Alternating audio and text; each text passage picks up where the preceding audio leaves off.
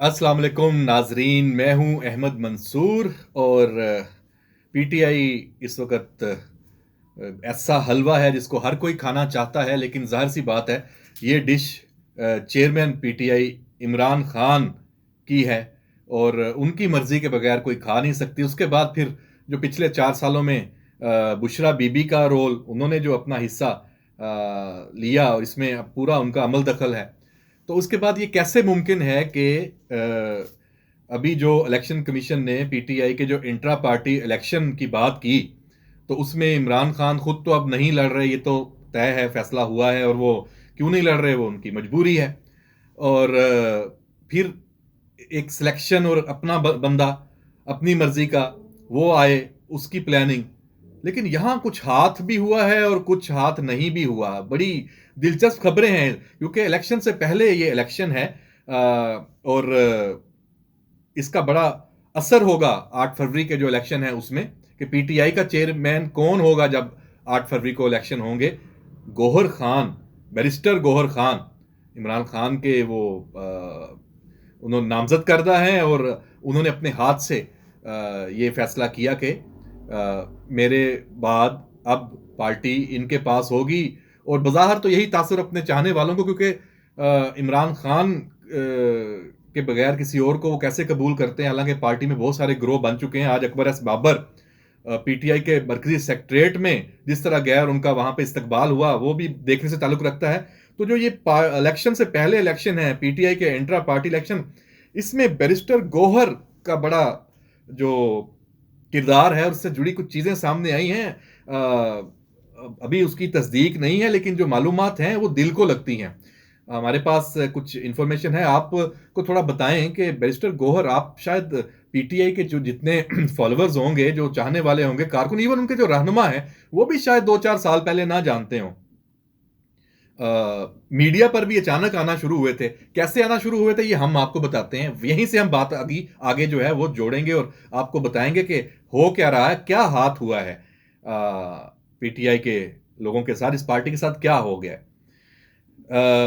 ये एक प्रोड्यूसर हैं कैपिटल टॉक के, हामिद मीर के जो प्रोग्राम है इंसार यूसुफजई, उन्होंने एक पोस्ट लिखी है और उसमें ये लिखा कि ये जिला बुनेर से ताल्लुक रखते हैं और गौहर खान पीटीआई के नए चेयरमैन, और ये कैपिटल टॉक की पैदावार हैं। मतलब उनका ये कहना था कि ये यहाँ से मुतारफ हुए, 1 साल पहले कोई भी इनको नहीं जानता था। मैंने उनको रिसेप्शन में रिसीव किया जब वो पहली मरतबा कैपिटल टॉक में आए, और उन्होंने बताया कि मैं मर्दान से हूँ, और पश्तो में भी उनसे बात की, और उनका फिर उसके बाद आना जाना लगा रहा, और अभी आखिरी दिन ये कैपिटल टॉक में ही आए हैं। और उस पे ये तो कैपिटल टॉक और हामिद मीर का जो ताल्लुक है वो नाजरीन आप जानते हैं, आसफ अली जरदारी से बड़ा गहरा है। बड़ा एक न्याजमंदी का रिश्ता कह लें। आसफ जरदारी अक्सर बेशतर जो बड़े इंटरव्यूज देते हैं वो हामिद मीर को देते हैं। तो गौहर खान, कैपिटल टॉक, आसफ अली जरदारी, ये जरा जहन में रख लें जो हम आगे बात करने जा रहे हैं। जो इंफॉर्मेशन है कि ये वैसे तो जाहिर बात 2004 से ये इन्होंने बैरून मुल्क तालीम हासिल की, बैरिस्टर हैं, और एतजाज एहसन के असिस्टेंट रह चुके हैं गौहर खान। अब फिर दोबारा एक नई आपको ट्राई का, गौहर खान, एतजाज एहसन, आसफ अली जरदारी, इसको भी जहन में रखें। तो अब जो इस वक्त के मारूफ कानूनदान पीटीआई का वो दिमाग खोसा साहब, उनको भी जहन में रखें। अभी जो चूंकि चेयरमैन पीटीआई नए हैं, गौहर खान बन रहे हैं, तो खोसा साहब का आपको पता है कि लतीफ खोसा साहब, उनका भी इसमें रोल है। बड़े तरीके से हजम करवा रहे हैं इस चीज को, बल्कि करवा चुके हैं अब तो खबर यह है कि ये गेम है और जरदारी ने ये गेम की है। ये मार्केट में बात शुरू हुई है और इसके पीछे कुछ बड़ी वजह है। और इमरान खान से हाथ नहीं हुआ, इमरान खान इस्तेमाल भी नहीं हुआ, इमरान खान ने इसमें भी सौदा किया है। जो हमारी इतलात हैं, जो बात इस वक्त मार्केट में चल रही है, 10 अरब रुपए की गेम है। ये चेयरमैन पीटीआई का जो ये ओहदा है, ये फरोख्त हुआ है। ये आम पीटीआई के जितने बड़े बड़े लीडर हैं, अडयाला में chairman vice chairman Shah Mahmood Qureshi मौजूद हैं, परवेज इलाही हैं, पीपल्स पार्टी पीटीआई के और बड़े बड़े नाम हैं, बड़े बड़े नाम हैं और लोग हैं सब साइड पे। फारक गौहर खान नए चेयरमैन, और बुशरा बीबी और इमरान खान दोनों का इसको इत्मीनान है। और लतीफ़ खोसा साहब एक नेटवर्क है, और ये लतीफ़ खोसा की प्रॉक्सी है, ये खबरें गर्दिश में हैं। वो लतीफ़ खोसा भी प्रॉक्सी है। वो किसकी है? जरदारी की हो सकता है। बज़ाहिर उस वक्त ये लड़ के इख्तलाफ करके पीपल्स पार्टी से एतजाज़ एहसन सारे निकले और पीटीआई के करीब हुए, तो शायद ये उस वक्त सी की ही ये गेम हो। शायद हम तो इस वक्त यही बात कर सकते हैं ना कि क्या हो सकता है। अमकानात और अमकानात ही चलते हैं, वही चीज़ें सामने आती हैं। बात क्या चल रही है? बात चल रही है कि इस मुल्क में सिर्फ पीटीआई फ़र्क मुख्तलिफ नहीं है। ये आसफ अली जरदारी की आप बात कर लें, नून लीग की कर लें, तमाम पार्टियों की ये टिकटों की जो तकसीम है इसमें पैसा इन्वॉल्व है। माजी में ये हमेशा से ये बात आती रही है।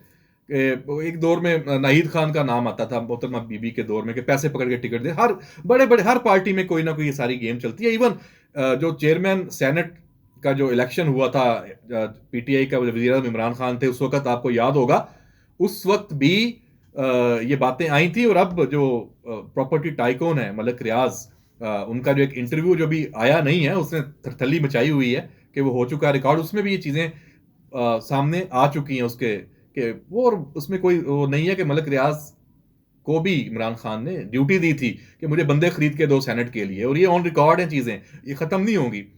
तो टिकटें कौमी असम्बली के या सूबाई असम्बलियों के जब इलेक्शन होते हैं तो टिकटों की तकसीम और उससे बहुत बड़ा पैसा जुड़ा हुआ है।